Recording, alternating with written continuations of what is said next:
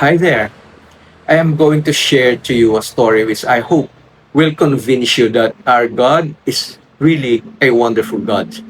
The article appeared in the May 1949 issue of the Reader's Digest, written by Paul Tutzman. The subject was Marcel Sternberger, a Hungarian who immigrated in the United States in 1947. According to Paul Tutzman, this is how it went down.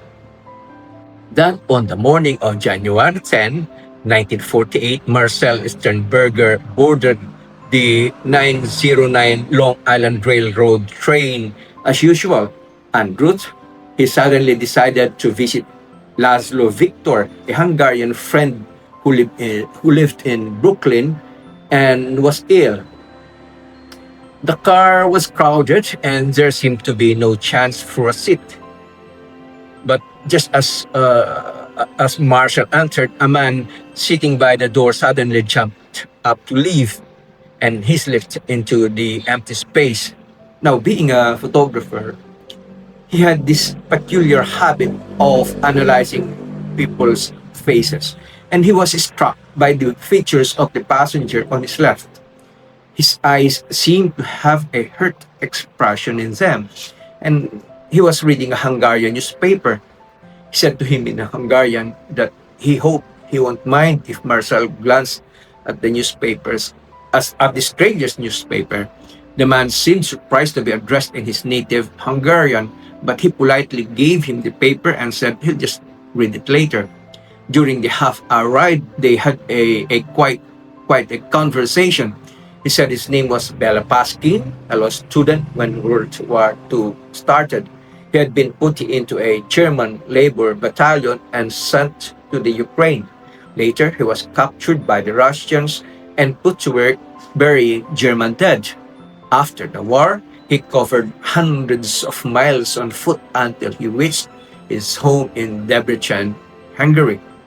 He went into the apartment once occupied by his father, mother, brothers, and sisters, but strangers are now living there.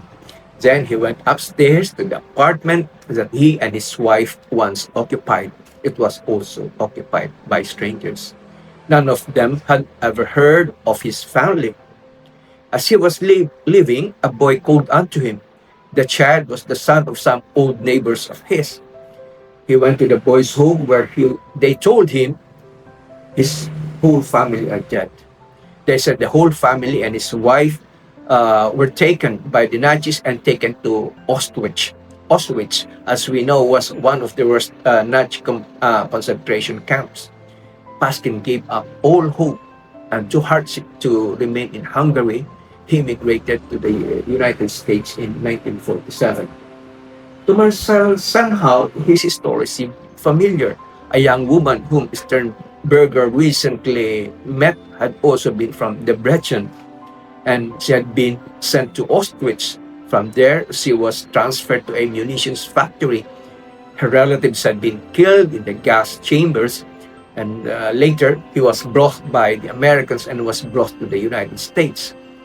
Her story moved Marcel so much that he had written down her address and phone number, intending to invite her to meet his family and help relieve the terrible emptiness in her life. He asked Paskin in what he hoped was a casual voice if his wife's name is Maria. He turned pale and asked, "How did you know?"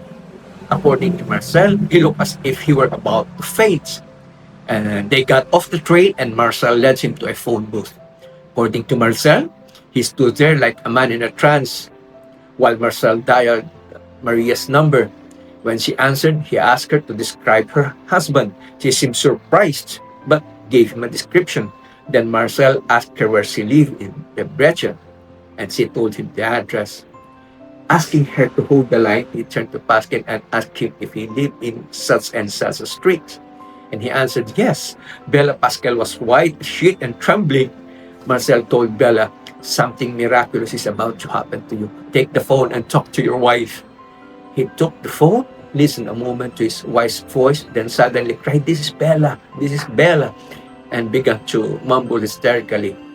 Seeing the poor fellow was so excited he couldn't talk coherently, Marcel took the receiver from him and told Maria, I am sending your husband to you. Stay where you are. Marcel decided that this was a moment in which no strangers should intrude. So he just put Bella in a taxi cab, gave the direction, paid the fare, and said goodbye. Now, this is how the Reader's Digest concluded the article. Was it chance, or did God ride the Brooklyn subway that afternoon? Now, here's my take. Our God is really an incredible God. And the best and wisest thing anyone can do is to have Him as your God, Savior, Master, and friend. Now, thank you for watching.